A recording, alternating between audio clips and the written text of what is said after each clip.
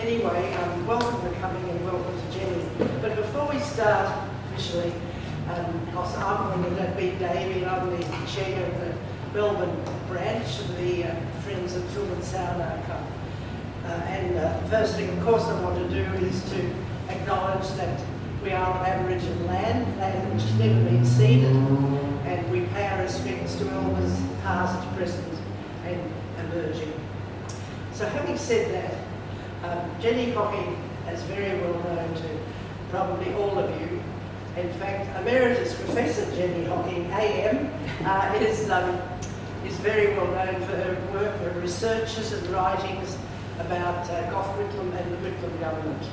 And also, of course, particularly for her amazing Joan of Arc type challenge, which is the way I always think of it, to the High Court, to taking the Australian archives to the High Court because of their refusal to permit the correspondence between the Governor-General and the Queen to be released to the Australian public.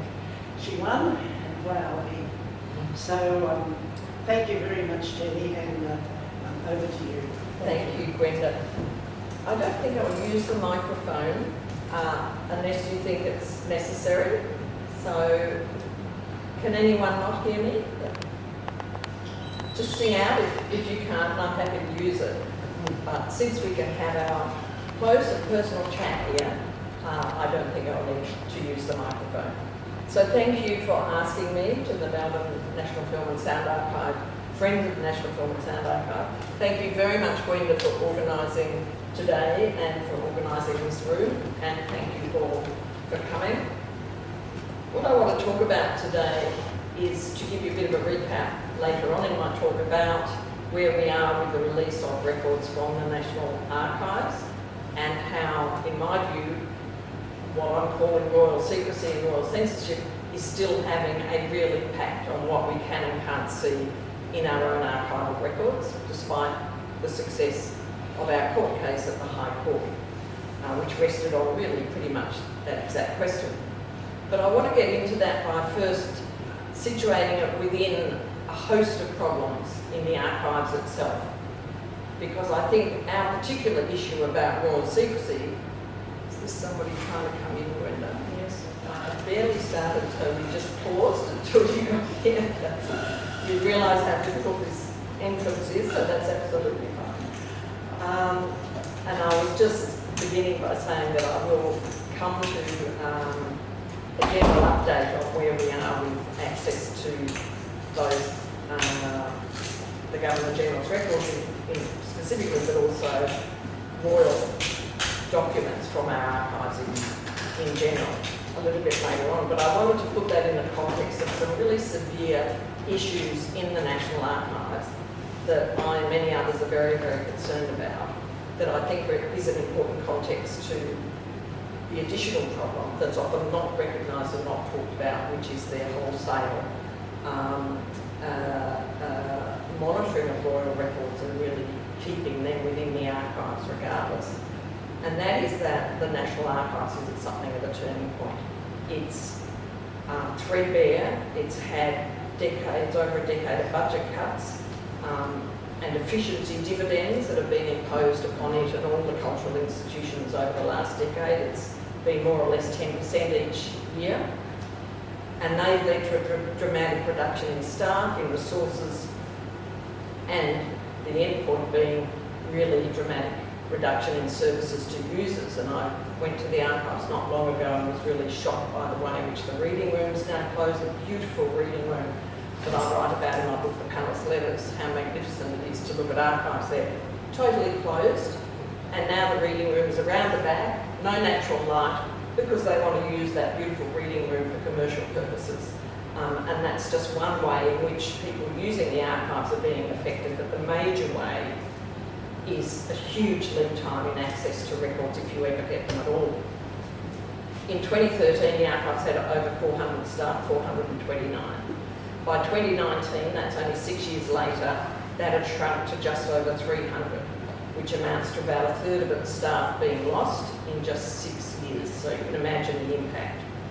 It's left the archives a broken institution paralysed by delay and unable to meet its core function, which is to connect Australians to the nation's memory, their identity and their history. And most disturbingly, the archives is unable to protect some of its most precious and irreplaceable records, which is disintegrating through long-term damage and decay, and for which there's no funds for restitution. Some of those are irreplaceable records of endangered Indigenous languages, for example, and the archives are saying, well, we don't have enough funds to protect them. So it's in a really dire situation. And yet those holdings, which are vast, they have the papers of all of our former Prime Ministers, they have migration records, audio recordings of the Royal Commission into Aboriginal deaths in custody, papers of the Royal Commission on human relationship, ASIO surveillance footage. I've looked at Frank Hardy's surveillance footage myself. Fascinating, absolutely fascinating, of subversives and communists and anti-Vietnam war demonstrators. They were all lumped into the same sort of category. Millions of photographs, various newsreels and so on. So these are magnificent holdings, and yet there are growing problems with access to those holdings. And for researchers, the greatest impact of that, is on the timely access to records. And the greatest concern, there was the Tune review done by Tune, only a couple of years ago that was released. And consistently, the greatest complaint and concern from researchers was that they could not access records. The Archives is required under their Act to deal with access requests within 90 days. That's 3 months. What has happened is that due to these resource cuts, those things are being sent back to the departments for the department to make a decision. And what we hear is that it's being withheld pending advice. Now, I've got over 30 records that I requested years ago. 20 of those, I've been told, are withheld pending advice and have been now for 11 years. So the requirement, and this is not unusual, this was a consistent complaint about timely access to our own records by researchers and historians in submissions to the Tune review. And so that's just extraordinary. But it's because there's been a reorientation of the archives under its previous Director General, David Fricker, who'd come from ASIO and was a Deputy Director General of ASIO. And it seemed to me he put in place what I've called a notion of securitisation of the archives, in which instead of the default position being access after 20 years, or it was 30 years then, it's now been reduced to 20, that's the open access period. Instead of the default position being open access unless you can prove these very tightly regulated notions of exemptions, which are very clearly set out in the Act, it switched to one in which he called a declassification. That's a security term. And so each record, before it was open to the public, had to go through this process of declassification, in which it turned it on its head. And declassification was then done by sending the material back to its originating department. And the archives would just by that means outsource its requirement for the 90-day period and say, well, we're just waiting for the department. And that was this new term, withheld pending advice. And you ask them, what's pending advice from whom? From the department that originally sent it to the archives. So it became this round robin in which materials simply weren't made available. Some of these documents I asked for 11 years ago, which I'm still waiting for, I have published 3 books in that time before the archives can give me an answer on these records. And what that means is that we are writing histories with whole aspects of it unavailable to it. And it's a profound distortion of the historical record. And that's what I wanted to talk about today, is that that is happening in a variety of ways. But the one that has got the least attention, if you look in the Tune review, for example, largely because we weren't aware of it, is the impact of this notion of royal secrecy that I'll talk about today is a really significant part of that inability to access records. I think it's further compounded by these fairly frequent changes in ministerial responsibility.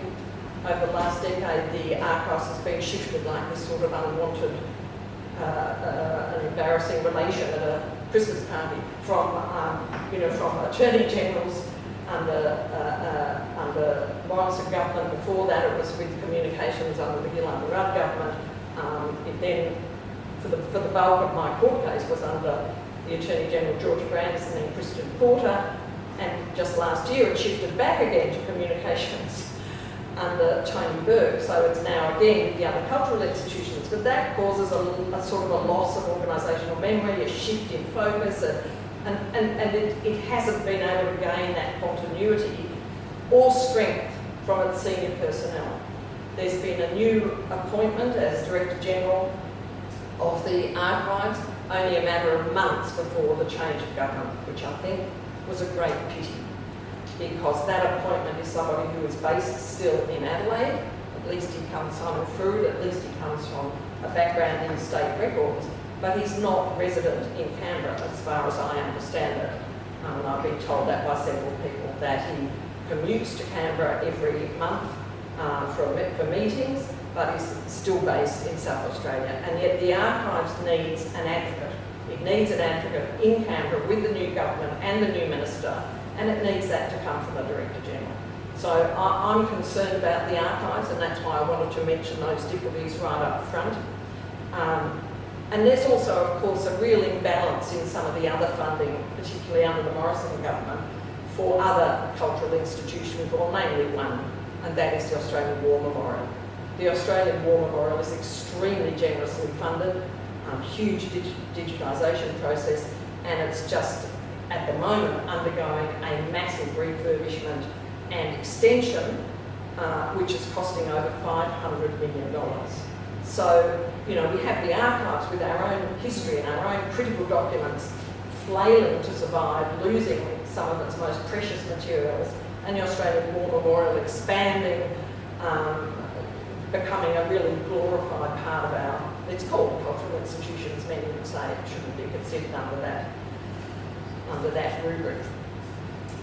It's interesting from my end, I hope from yours, because I'm interested, of course, in all matters Gough Whitlam, that when he established the Australian Archives, which was really the precursor to the National Archives of Australia, it was the first time the Archives had been in a standalone setting in the same building it's in today, he recognised, very much being a great lover of history and somebody who recognised the significance of history himself and a great believer in open government, he recognised that there was what I see as an essential duality to the role of the Archives. It's not just about collecting these extraordinary documents and having them there for us to know our history, but it is about that second element of it, having access. It's all very well to have the best repository of materials in the world, but if we can't access it, it doesn't mean anything to us, and it's totally lost to our history, and we don't even know some of the time that it exists. He referred to the purpose of the Archives when he opened the Australian Archives as being to ensure that our most important historical records are publicly preserved, it's one part, and accessible to the public. That was the other part. And I think that's absolutely critical, because access is like a pivot. It's the pivot between what we have and what we know we have, our history. And how we write our history is very much a part of and comes from archival knowledge, not only, but certainly in relation to the dismissal, totally, absolutely fundamental to what we now know about the dismissal.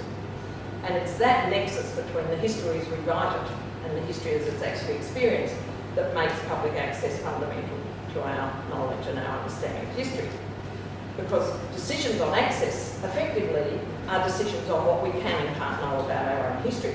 That's where we were with the dismissal of the Whitlam government for decades.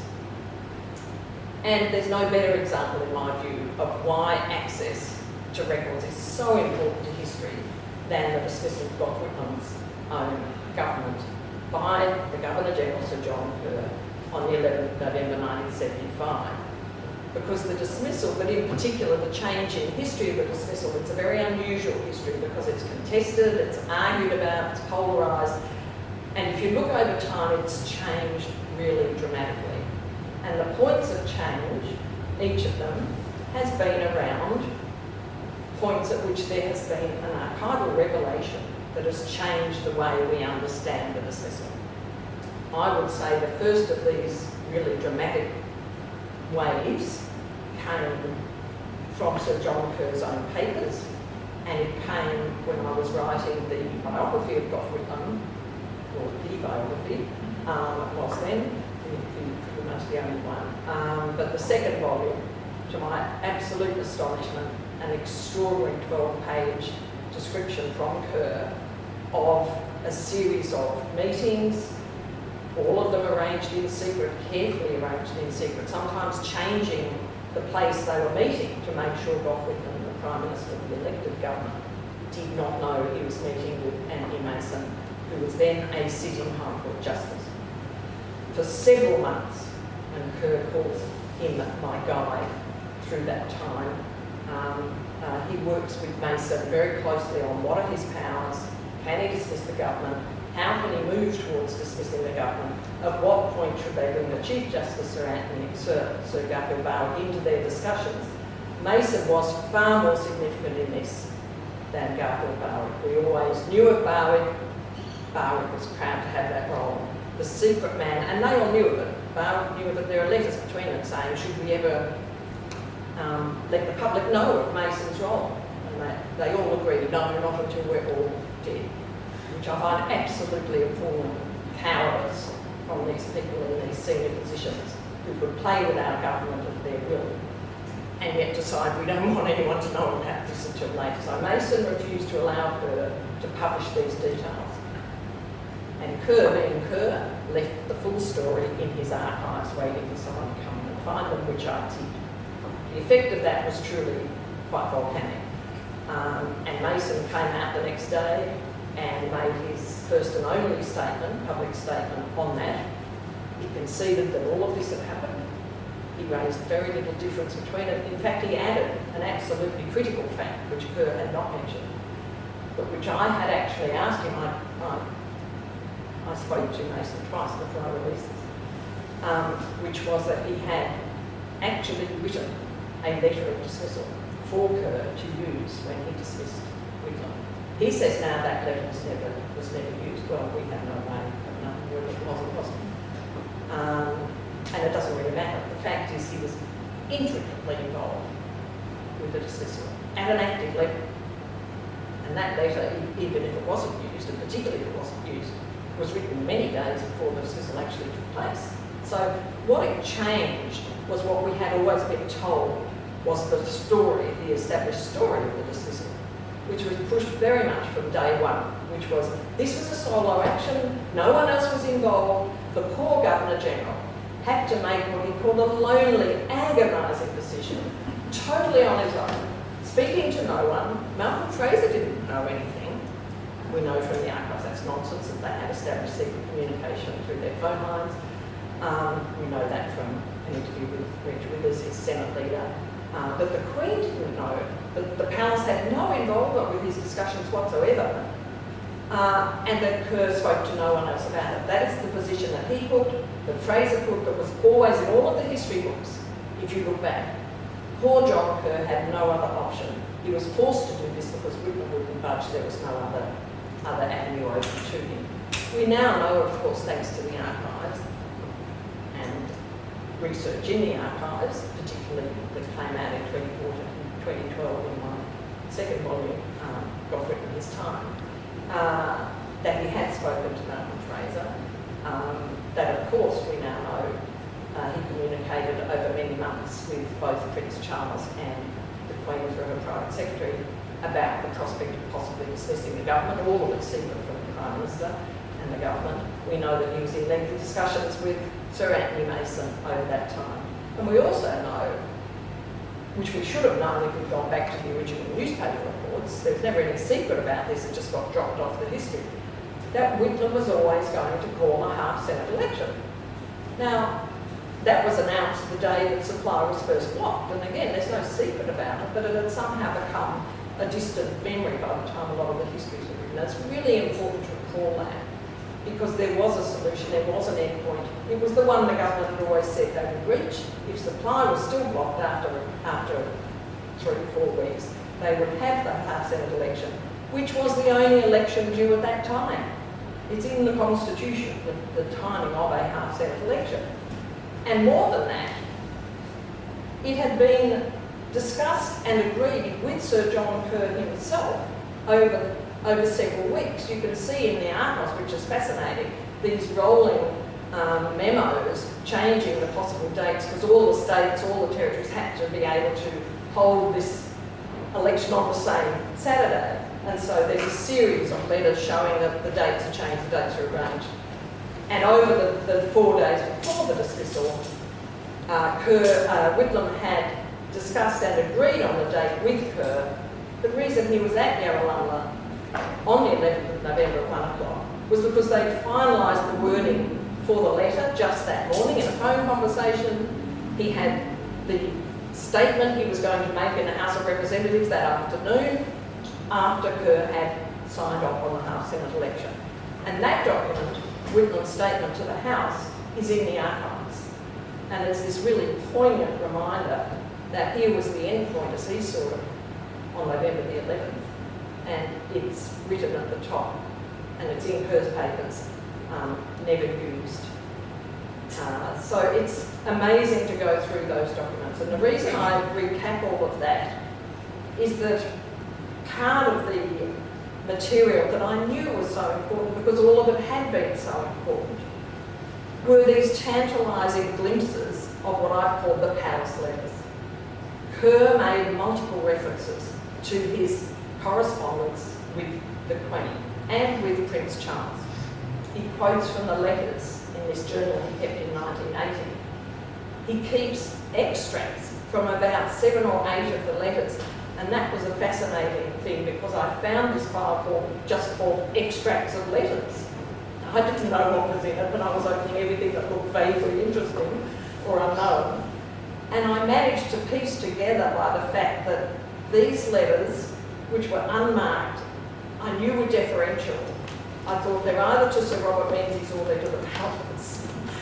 Elsewhere in his papers, in his journal, he actually says, in my letter to the Queen of such and such, and quotes quite a chunk of it. And I thought, I've read this before, and remembered I had seen it among the extracts. So I was able to piece together, these were extracts from the palace letters, and they were.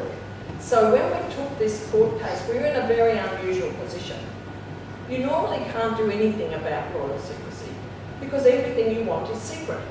So of course you can't possibly make an argument, I need to see these documents, when you don't actually know what's in them. You just know they're being withheld, and sometimes you don't even know they're being withheld. But here we had quite a lot of material saying these letters, which the archives is claiming, they're personal. They're personal to Sir John Kerr, you can't look at them, and I tried for a decade to get access to them. I knew enough about them to say, well, that's nonsense. You know, the two people at the apex of the constitutional monarchy, the Governor-General and the Queen, speaking to each other about the possible dismissal of a government, the reserved powers, whether he can act, will it have a bad effect on the monarchy or not. These are not personal letters, as Anthony Whitlam said during the legal action. He was our first barrister at the Federal Court. He said it's nonsense to talk about going to the races or, you know, what book they read that weekend. They did not have a personal relationship, they had a formal constitutional relationship. And that formed the basis, a huge amount of archival material formed in the basis of the case. We could not have taken it otherwise, and we could not have succeeded otherwise. So those numerous references in Kerr's papers to the correspondence with the Queen were extraordinarily important and clearly central to our case. So I was in a position, lucky enough, to connect to a Sydney barrister, Tom Brennan, who'd written an article about the inability to access these letters, and it was headed, Australia owns its history.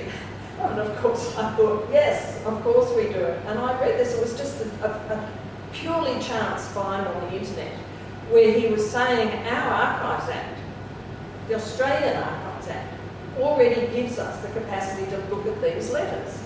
And I was so surprised that here was somebody in the law making essentially the same argument I've been making from a political perspective.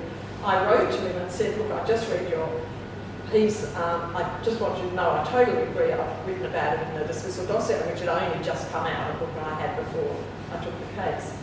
And he immediately wrote back and said, come and see me. I've got your book, I'm going to read it, come and see me. Well, you know, after that initial meeting, after which I came out thinking, oh my goodness, he's just told me he thinks there's a legal action that he's prepared to work for on a pro bono basis. This was totally unexpected, and I, you know, thank and acknowledge Tom enormously, because without that impetus to start the case and this extraordinary generosity of the legal team, which at that point included Andy Whitlam QC, which was marvellous, this circularity, and later at the High Court was the extraordinary and exceptional Brett Walker, and they were instructed by, of course, Chambers Westgard, but all of them working pro bono for 4 years. We owe them an enormous debt of gratitude, because they've enabled these papers to be open for all of us to see and know our history, and I'm enormously grateful. So what were the letters? I'll just quickly recap. I think you all probably are aware of this. 211 letters, extraordinary amount. Other Governors-General wrote about, 10. Kerr was writing over 100 in a 3-year period. So how important they were, absolutely critically important. We knew they were voluminous from other descriptions of them in the archives. The question I want to ask is, given the dire financial and resource position of the archives, given the fact that its central responsibility is to collect and make available to the Australian people these documents, why did they fight so hard for so long at dreadful financial and reputational cost to themselves and to David Fricker, who subsequently left, to have these letters remain effectively secret? I think there's a number of reasons for that. And the reason given publicly is very different from what I think the key reason, as a matter of fact, was. Publicly, it depended who you talked to. They always said these are personal letters, there's no doubt about that. That's the central argument. That was the core of our legal case. But Buckingham Palace, in a submission that they gave to Government House that then went to the court, said that to release these letters would breach the constitutional position of the monarch. That's the level of their concern, that they could not be released because it would endanger the constitutional position of the monarch, which I thought was extraordinary. The National Archives said it was in order to abide by Sir John Kerr's wishes that they remain secret. Government House, when I put in an FOI request, said something quite different. They said they were being withheld on the instructions of the Queen, which was the first I'd heard of this. And when we got to court, I realised there was a driving and animating force that I'd really not been aware of. And that was, as they put it through their lawyers, the archive said, they are protected through a convention of royal secrecy. Well, who knew? I certainly didn't. And there's nothing in our Act, the 1983 Archives Act, to say, no, records can't be released because there's a convention of royal secrecy, all royal records are going to remain secret. There's no such disclaimer for royal records. This is very much something that is incredibly strong, particularly in the UK, that I now realise, and I did not realise then, is actually hardwired into all of the archival holdings across the Commonwealth. I mean, it's literally a sort of throwback colonial relic, you might say, as Whitlam described those lingering sort of connections with the imperial force, that our archives are expected, and even worse, have withheld anything to do with the royal family unless the royal family says you may now release it. So what we're uncovering was that there was a vast set of materials, basically anything that mentions the monarch or the royal family more generally, is simply not disclosed by the archives. And they always use the same formula by linking it to one of the existing exemptions, which is personal records. Hence the term, these are personal, had nothing to do with whether it was in fact personal or not. In fact, the archives conceded in court that they never actually opened the letters and read them before putting that label. They just accepted the label, they're personal, therefore you can't see them. And this was fundamental to the court case. What was the real danger to the archives and to the royal family, the palace in this instance, was that our case was the first and only case that could test in court this notion of royal secrecy. It was actually called by some of them a constitutional convention of royal secrecy, which gave it this sort of elevated legal terminology for which what was basically keeping royal records secret. And of course, it had become over the century, there's been more than a century in other places, a means of masking royal involvement in actions which it could deny publicly.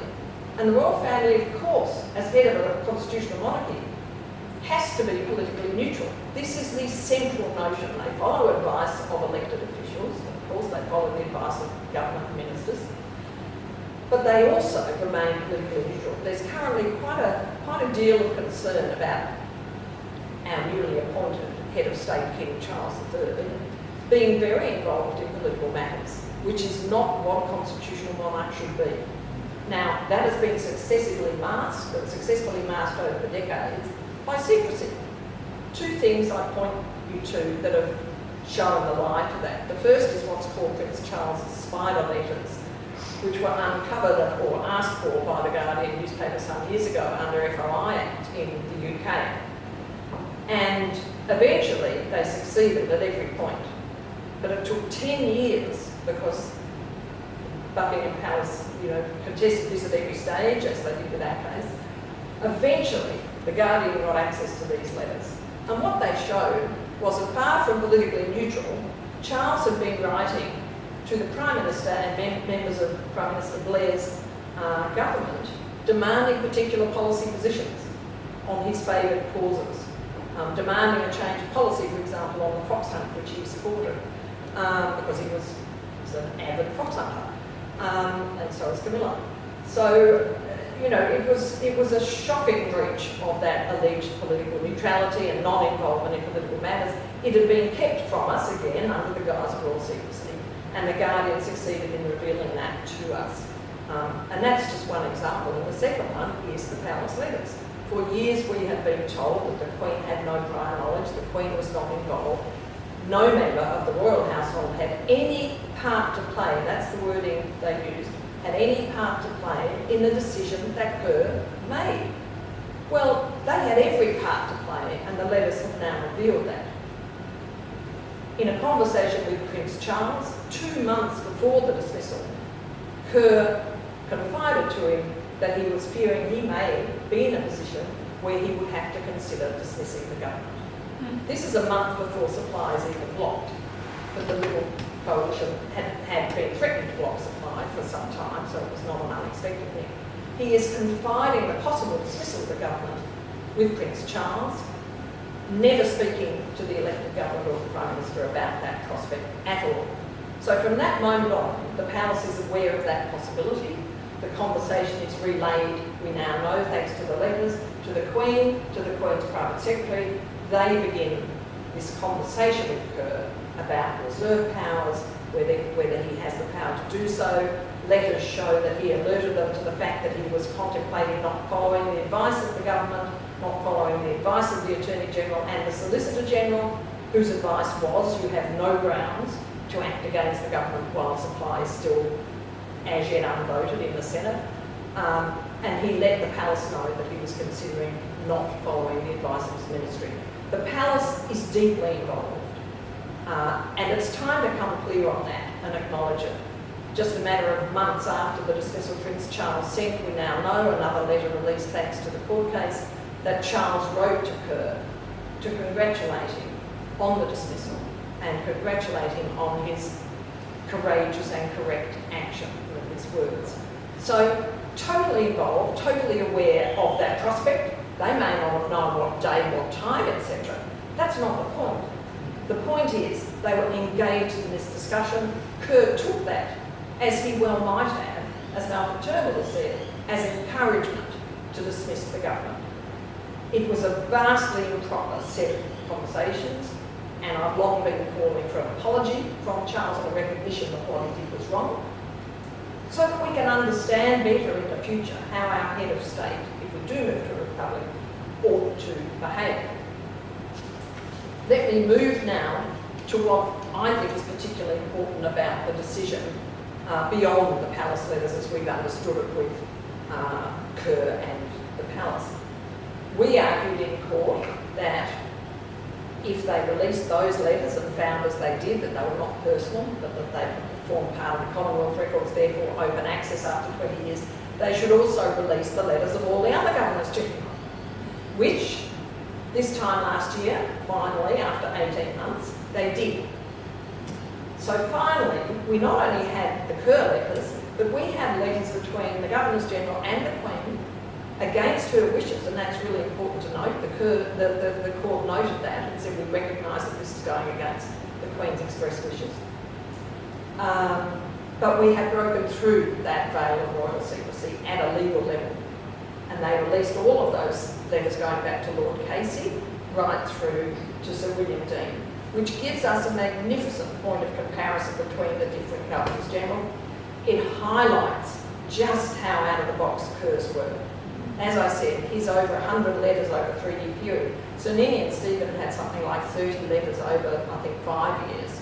You know, nothing comes close to Kerr in terms of deferential tone, number of letters. Sometimes he sent 4 letters in one day. You know, he was utterly obsessed.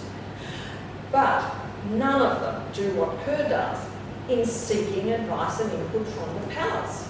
It's absolutely stark that all of the others, even Casey, they simply report back after an event. This is the government that was elected last week. I've signed off on the following ministry report. Kerr is asking Charteris, and he says elsewhere in his notes, he refers to Charteris, Sir Martin Charteris, the Queen's Private Secretary, Sir Martin Charteris's advice to me on dismissal. He is actually getting advice from the palace. And anyone who has read the letters will see that this is now undeniable. So what's most alarming, let me come to this point, about the release of those later letters, they're wonderful that they have been released, but they are heavily, heavily redacted. Whereas the original Kerr letters were not, and that's because the High Court judgments were so strong and so clear that they expected and anticipated no redactions, that I think the archives thought twice about that, and that's what my legal team always said, they won't redact, they can't redact.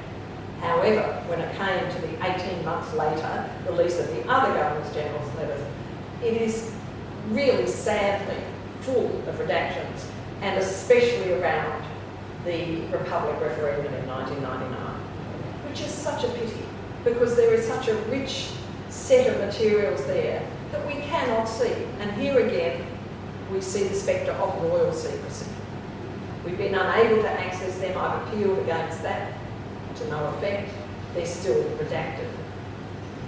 They're not the only things that concern me about continuing royal secrecy, despite the decision of the High Court, which was that our Archives Act has to prevail above the Queen's express wishes, and the judgment actually says that very specifically, as though we have to be told that we're no longer in a sort of colonial hold to the UK archives, which had been argued in court, appallingly enough, by our own archives, that we should simply follow what's done in the UK, which has a vastly different system of where they have a system of royal archives, where the royal archives are just kept totally separately, they're not part of the public record. And the suggestion was, well, we should just do that too, because that's what they do there.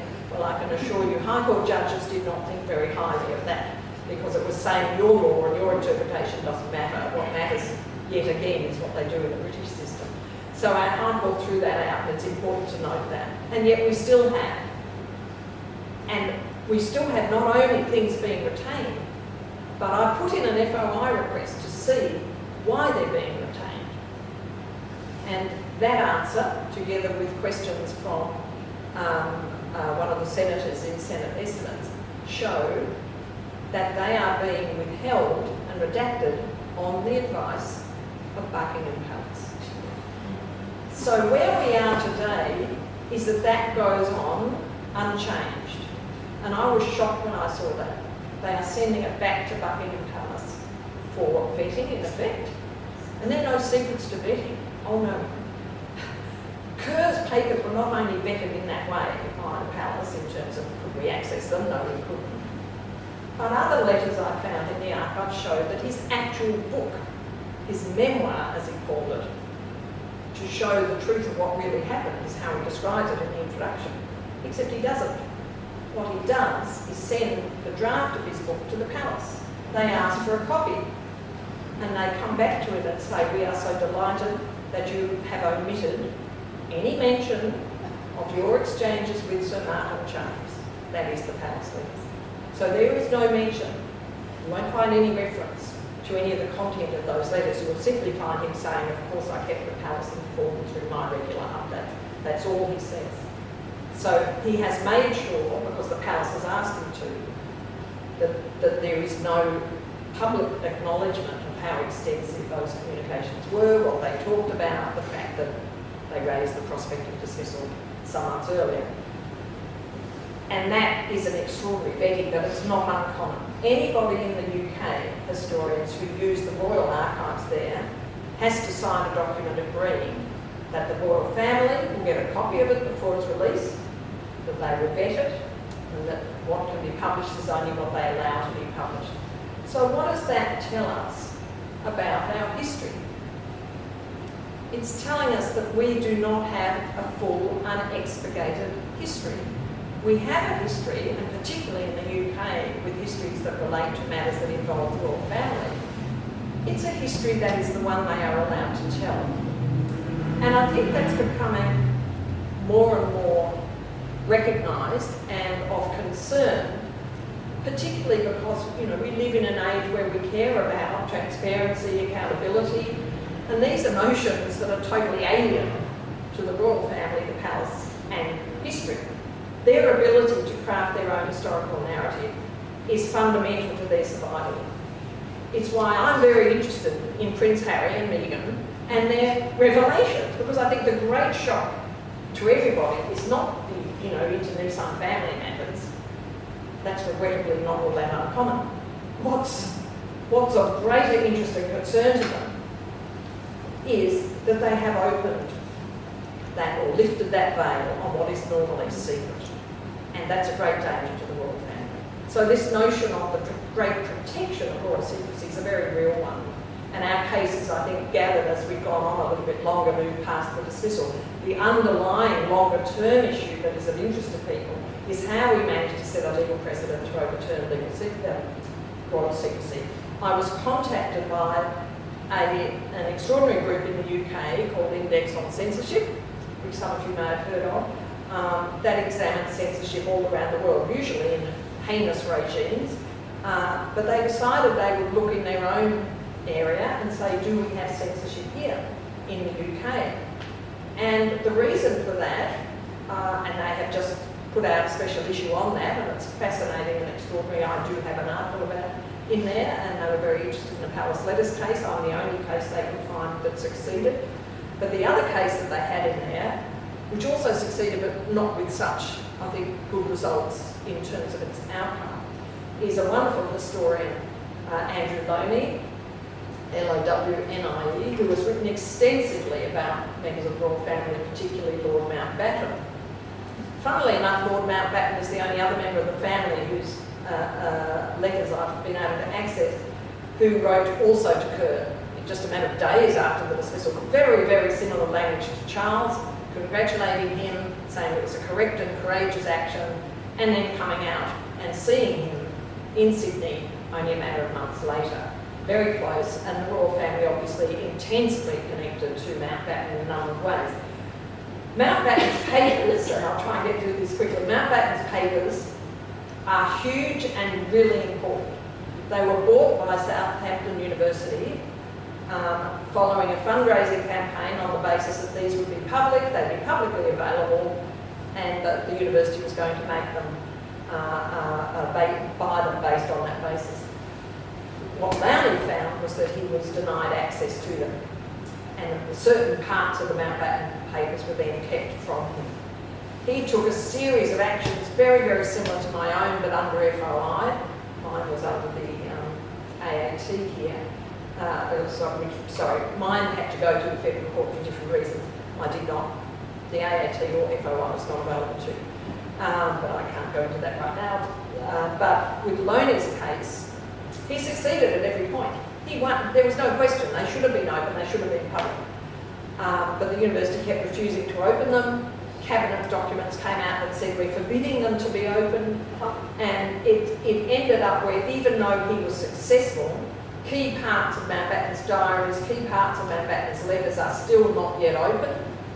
And it ended up costing him £250,000 that he paid himself because he did not have a pro bono legal team.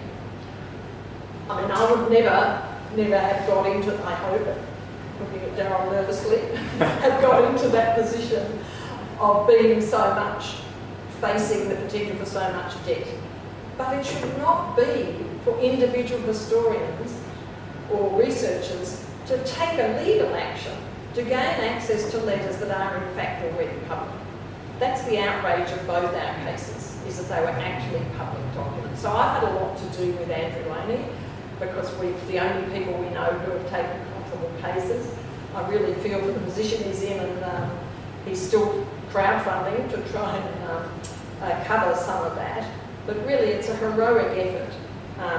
But to come back to the index on censorship issue, Andrew has a piece in that, I have a piece in that. There are some marvellous discussions with other historians about how they've been unable to complete their research and their studies because of this denial of access. One historian in particular, in the end, just dropped an entire book because she couldn't get access to records.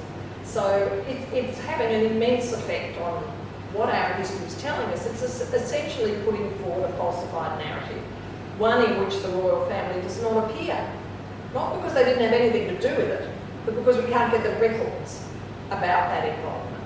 And that's an appalling situation. So, having said that, and I'm probably way over time, am I good enough? I haven't been looking, Jenny. It's 2:55. Oh, good. Well, spot on time. I'm going to say to wind up now. I'm happy to take questions. But I think this is an ongoing concern, that what we have is a situation where great swathes of our historical knowledge are still being removed from our own archives here in Canberra at the behest of the royal family. Interestingly, under my FOI request, it was clear that the reason for the hold-up for 18 months in them finally releasing all those other Governors-General's letters with the Queen were because of the Buckingham Palace demand for changes. David Fricker, in what is really, it seems to me, his final move as Director General before he signs off the next day and leaves, was, and he writes to the Palace, I'm releasing them. And he just puts them out there, totally redacted of course, but the delay had been very much because of this back and forth with Buckingham Palace and with Government House, all of them reluctant to do anything against what Buckingham Palace wanted in terms of redactions. So with the new minister, a new Director General of the Archives, and I think a sense of urgency about saving the archives, both as a meaningful, viable body for research and for access, now is the time for perhaps an inquiry into all of this. There are many, many other archives relating to the dismissal that remain lost to us. Where are the phone logs that, for example, Governor-General Hasluck kept meticulously, that you can see in his papers? There are none for the Kerr period in office. Where are the guest books for Government House for 1975? The archive says they were never sent across from Government House. Government House tells me they don't know where they are. There's no record of them there. They're all missing as well. There are missing letters among the palace letters. There are at least 7 missing letters, possibly 10. Different people have come to me and said they've worked out that there are different letters at different points, and there's no doubt some of them are missing. And there are other materials that are located in other files. One of them, for example, the Prince Charles letter, had actually formed a part of our case. I had asked, not just for the Kerr letters, I had asked for any correspondence between Prince Charles and Kerr and the Queen and Kerr, whether they were the dispatches or not. That letter, the Kerr letter with Charles, from Charles, was not released to me, along with the other documents that were released as the Kerr Palace letters. It was released later to a journalist from The Australian. And that's the other side of what I see as a failure to fulfil its remit properly, is it leaves it open, and this has happened in the UK time and again, for selected release to perhaps more sympathetic historians than might otherwise be the case. That's certainly happened with the Mountbatten letters. I wouldn't suggest for a moment that's what happened with the Charles letter, by the way, but it's just interesting that it was not released, even though it had formed a part of the material, that file had formed a part of the material that went up to the High Court. So some troubling matters there, and I think because of all those gaps that remain in our records about the dismissal, I think we really do need to call on the archives to look at those records again and to open the things that have been previously closed under this rubric of royal secrecy, so that we can all know that full story about the dismissal, which still remains yet to be told. So, thank you for listening.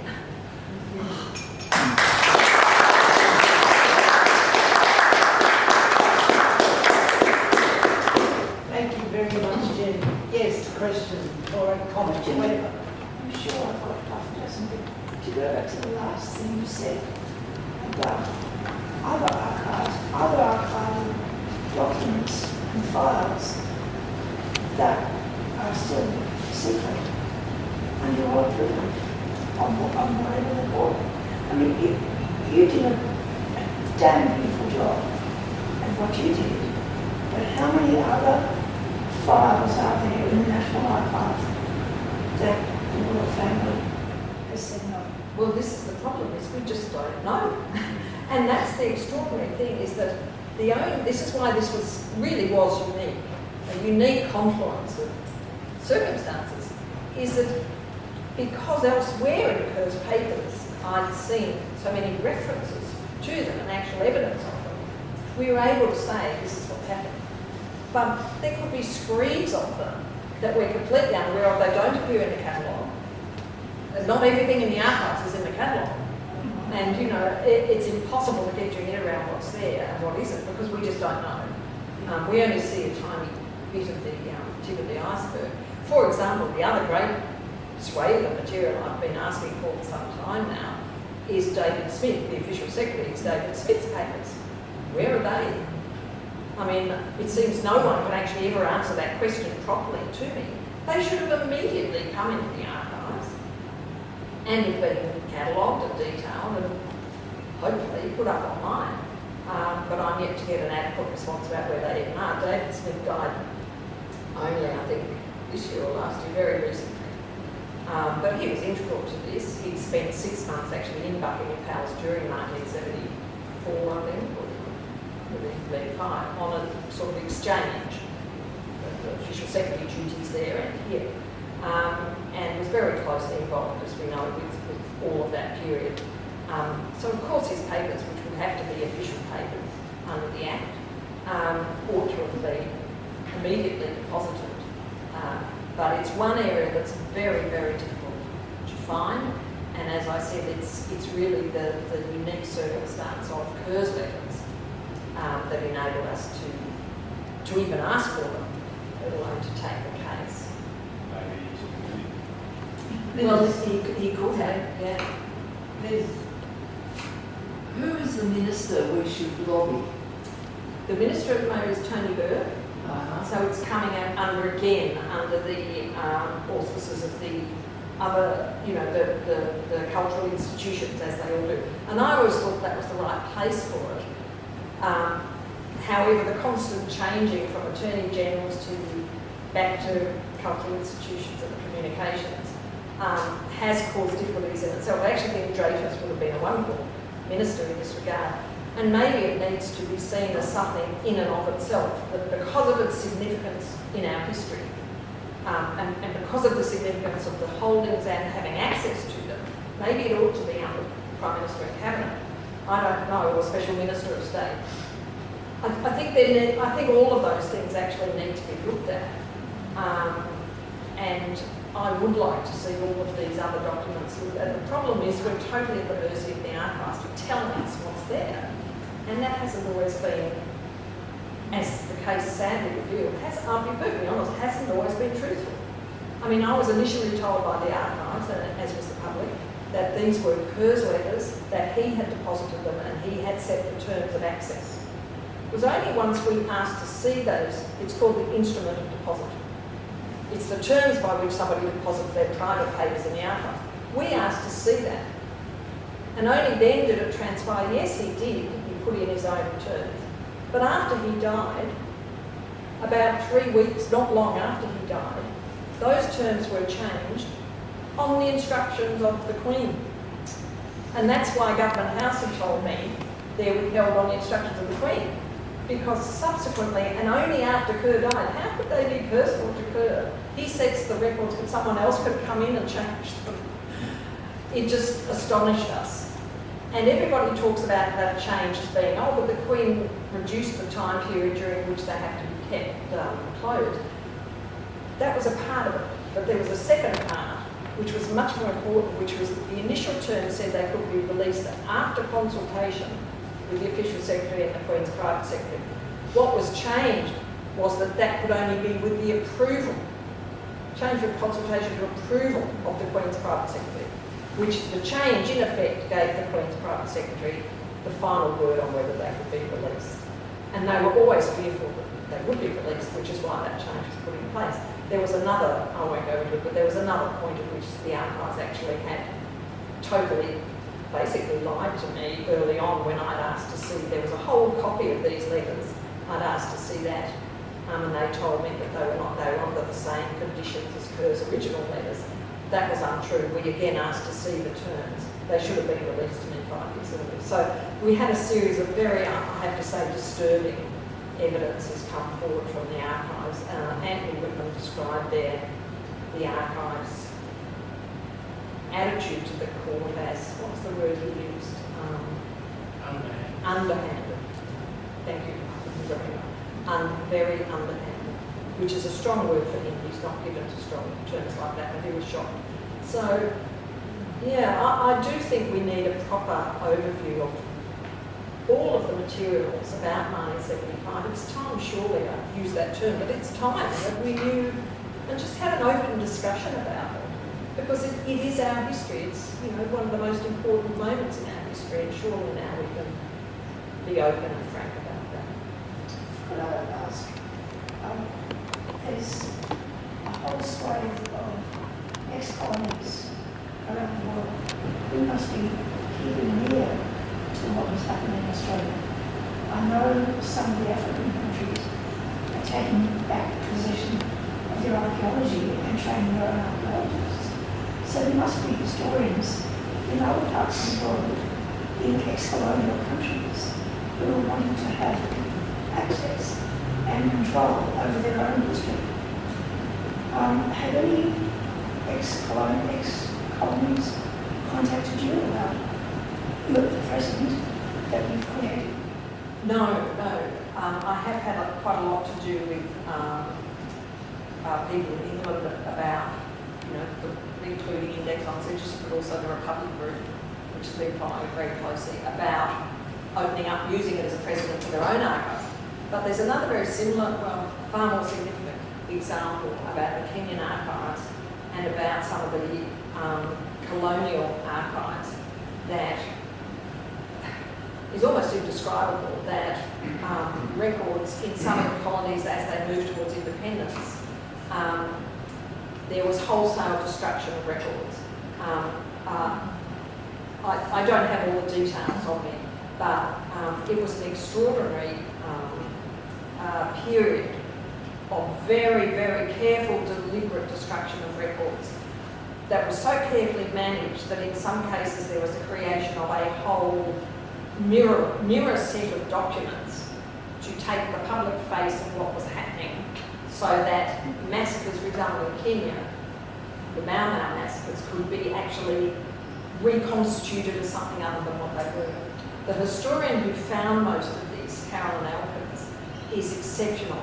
If you get an opportunity to read any of her work on that, she was a historian who realised that this was happening had happened in relation to British massacres by interviews and other ways in which, a bit like my sort of serendipitous search through the archives, she found other ways of making that claim that this had been happening. And it was only much later when the actually survivors took a legal action against the UK for compensation and recognition and so on, that this parallel set of materials was found by a Guardian journalist, I think again, in another set of documents, and the whole thing unravelled in court and became revealed. That was an absolutely exceptionally important case. She's now a Harvard professor, and you know, her work is just remarkable. She's just had a book come out, I think it's called Crimes of Empire. It's enormous, and the detailed research in that is phenomenal.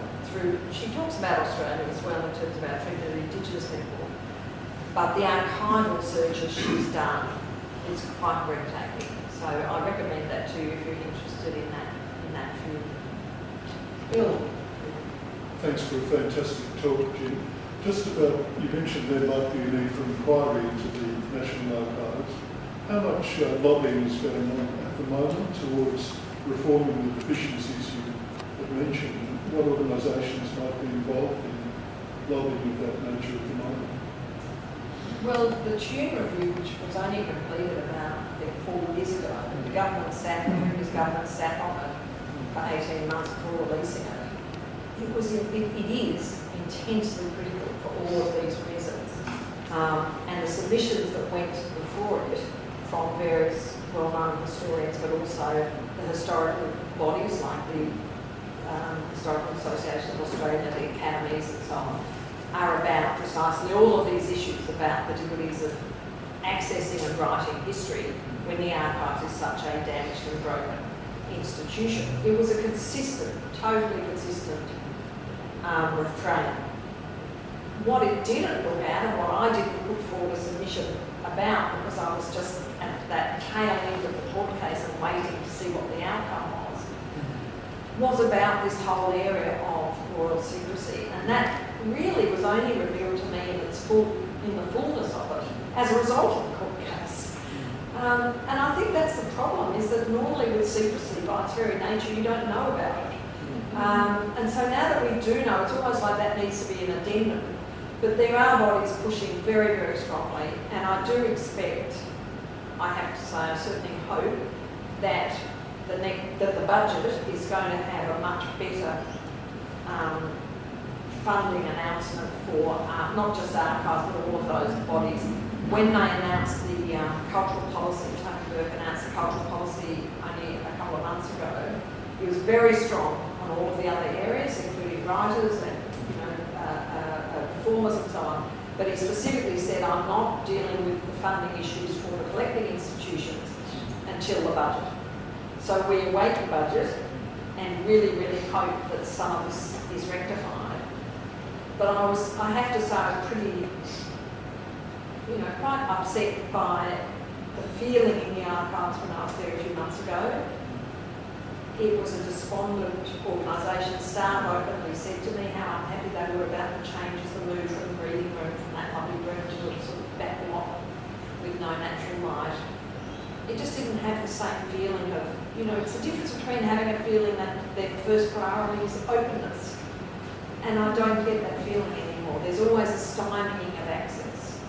Well, as well as the question of access, if you look at the American archives attempt to get Trump's records back, that strength of defending the records in the public interest is something that the National Archives of Records is capable of doing in America, and our one is a complete dead duck. Absolutely, I thought the same thing. That there they are, pushing through, you must give these archives over. And in fact, barging into garages and things to get them. Well, I'd like to see the archives go into David Smith's garage and get the papers that are missing. So they should. Yeah, so the default position, that's why I wanted to go back to Whitlam's initial conception of it, was very much that this was the default position. Open access after 30 years. That's now 20 years. And there were, only a handful of very clearly defined exemptions that had to be proven in order for that not to be the case. To turn it around now on its head and say they go through a process of declassification as if somebody else determines, can we release them? It's a complete upending of how it was intended initially. And the first I was aware of this was when we were waiting for Fricka to release the palace letters after our legal action had succeeded. And he kept coming back saying, well, we're declassifying them, it could take some time. And this was a notion that seemed alien to what the Act sets out. There's no notion of declassification in the original Act. Nor in archival theory, declassification has nothing to do with archival theory, which is to do with access. Yes. And it's to do with the public's rights and the basis of democracy in the archives. And the declassification idea is entirely atheistic. Yes, it's a language that doesn't belong in the archives, I agree with you. So, look, I think there's a lot of things that are proper, that another inquiry, the Tune Review is terrific for what it does and for noting that there's a massive need for a huge injection of cash and funding and staff and resources. But I think out of all of this, there's a long way to go around how the archive is interpreting its responsibility in terms of royal records. And we've only just really started that journey through the Cosmic Court case.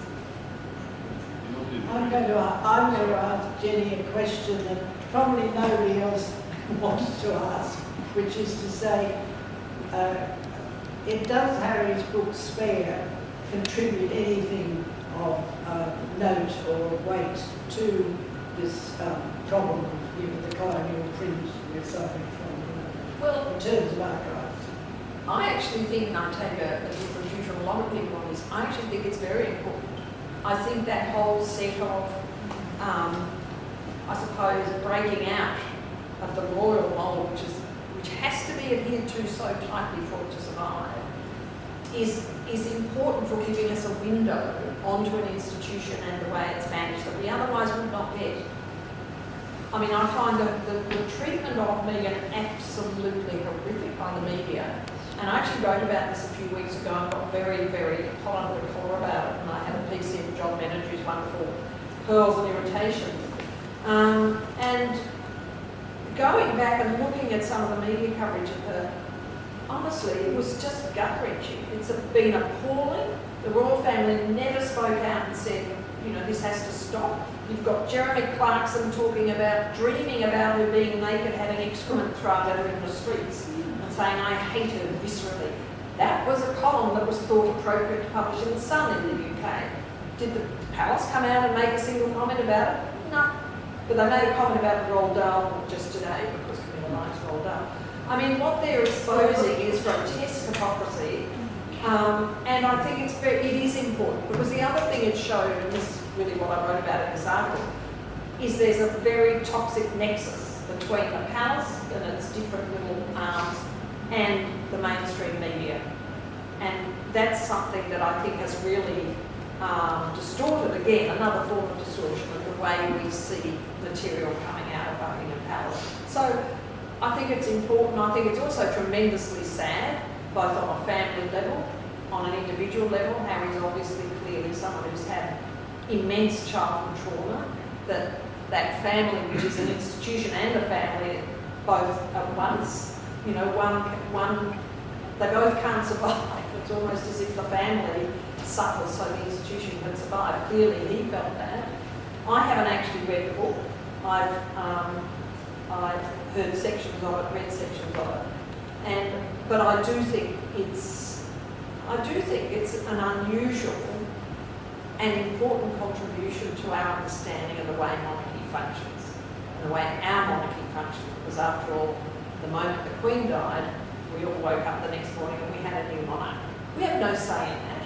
This is a monarch, a head of state imposed upon us by blood, by the fact of first birthright. Do we have a place for that in a modern democracy? Not in my view, but that remains to change if we have a republic referendum. So, yeah, I think it should be taken far more seriously than a lot of people have, and ought to have a look at it. It's apparently very sad to read because of the heartache that's really at the base of it. But I gather from a lot of people that the audiobook which Harry himself reads is quite beautifully done. And if you like to read via audiobook, perhaps that's the way to do it, and you don't have to actually plough through the whole thing. You could fast forward boring. Thank you.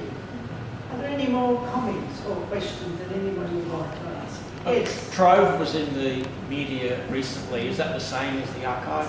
I think it's a similar issue about funding and resources. It's actually under the National Library, and it's vitally, vitally important. It's one of those wonderful things, I use it a lot, I'm sure a lot of people do, that began as a research project with the National Library and a lot of other institutions, and it's just grown and grown, and it gives us access to, you know, to actual being able to look at a digital version of a newspaper or an article from decades ago. You know, for researchers, this has saved such a huge amount of time and effort. It means everybody, it's almost like a wiki thing where you could go online and correct it yourself. But yes, it needs a huge injection of funds. You can imagine how expensive that is to maintain.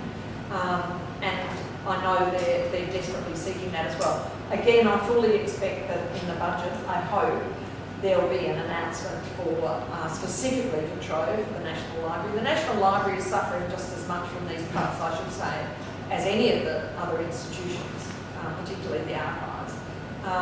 But I do think the archives, in some ways, is worse because of the nature of its connection to our history. Not public.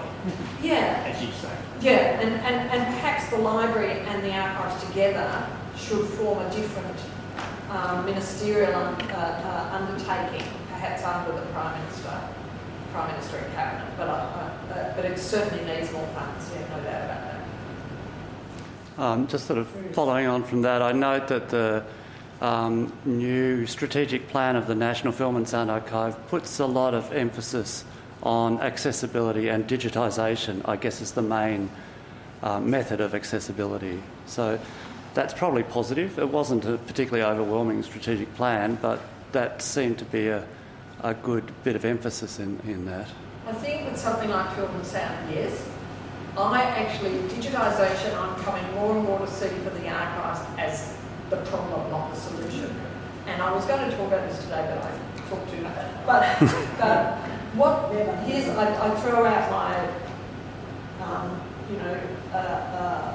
my view on this that I'm still working through. But it seems to me that with the archives, there is so much emphasis on the need for digitisation that the resources it's been given are going into digitising records. And the other side of it, which is your everyday request for access, is getting pushed to the other side. And a lot of what they're doing, they actually, from the Morrison government, got a huge tranche of money that they had to spend on digitising military records. It was totally and only to be spent on military records. Now, in my view, that's one of the things that should be looked at. That should be hived off over to the War Memorial. Because, you know, it might be one person that wants to chase their family military history. That'll get digitised, that'll get up there. But actually, what you want to see as a historian, you need to go and look at the records. You need to feel them, to see how they've changed. You look at the difference in these letters from her and from, I mean, we only have the carbon copy of hers, of course it's different. But feel the letters that come from the palace, the quality of the paper, the expense of the paper, the red embossing. Everything about it says, you know, listen to me. And someone like her couldn't resist. It's really important to see the physical document. So this notion of digitising everything bothers me as a scholar too, because what it does is it funnels down for students. What do you look at? Well, you can't afford to go to Canberra. I mean, if you can save on that, let's look at what's online. And that becomes a filtering mechanism in and of itself. Who decides what to digitise? Is it going to be Robert Menzies' papers? Is it going to be the Communist Party papers? Probably not. So, you know, you do get a process of selection through the digital means, and I think in my, you know, blue sky dreaming review, that should be a part of it. But I think you're right for audio visual records. Can I just add something about audio visual records? There's been quite a lot of criticism of the digitising process for audio, visual and sound as well. What it does is totally homogenise everything, so you end up with looking at all visual material on a laptop or something, whereas there's such a huge gulf between looking at a glass slide photograph from the 1850s and, something else, a 16mm film or a colour, Kodachrome photograph, you don't get any of that sense anymore. It just becomes the one image on a screen in front of you, and you don't have any idea about the physicality of it, the nature of it, how it was made, who made it. All that disappears. And even colorising and so on changes the very essence of the thing that you're looking at. So there is quite a bit of criticism of digitisation in archival world of film and sound as well. So it's interesting.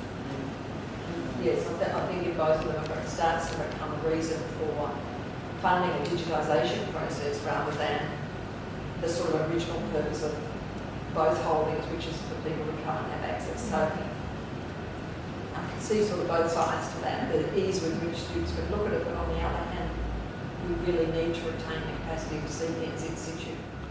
Yeah, I think they're not mutually exclusive. Yeah, by any means. that's true, that's true. But unfortunately, under Australian resources, they tend to be. Yeah. Yeah. Did you look up Reg Withers and Doug Anthony's stuff or Well, a lot of those things only become available as you ask for them. And there's a two-step process with the archives that you can ask for their documents, and it can take you months, if not years, before they actually put them into the open catalogue. The Withers material I looked at that was most important. I actually spoke to Withers. I went across to WA and spoke to him. get your toes cut?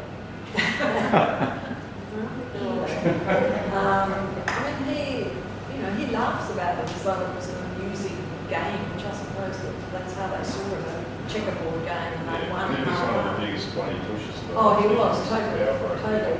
But it's in there's an interview, I remembered after he died that there was an interview with him in the National Library that had been marked only to be opened after his death. And it's in that interview, which I then remembered after he died, we'd go and have a look at this. So I was the first person to go and open it. Yeah. And he says very clearly that he was in Fraser's office, which he used to spend a lot of time in Fraser's office in November 1975, you can imagine, when a call came through from Kerr. He said he knew it was from Kerr from what Fraser was saying. He recognised the prefix as well that came from the alumni. He stayed there while Fraser spoke to him. He recounts his end of the conversation about, yes, you can get me on this number, only ring me on this number. It was his private number in his office. And I put all of that in, thinking that this was negotiated. So it's out there now that what Fraser had always denied publicly, ever being in touch with Kerr. Withers certainly says no, he was, and I was there when he spoke to him in his office, and apparently as he hung up, Fraser looked at him and said, "You didn't hear that conversation." And Withers said, "I didn't hear anything at all." It's just an amusing aside that in fact they were lying to the Australian people, lying to the government. I thought I'd be on being shocked.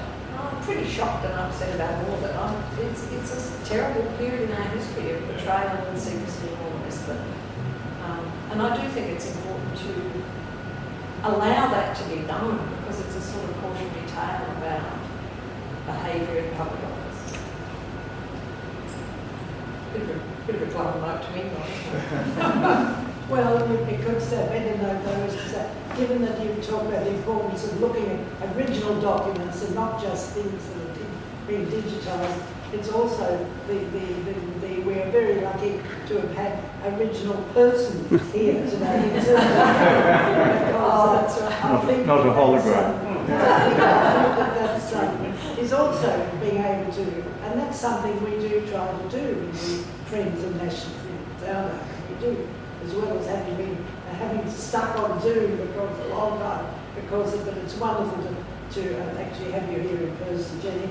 Talk to us again for the second time, for which we're most grateful, and we'd like you just to accept that. Oh, that's about you. Thank you.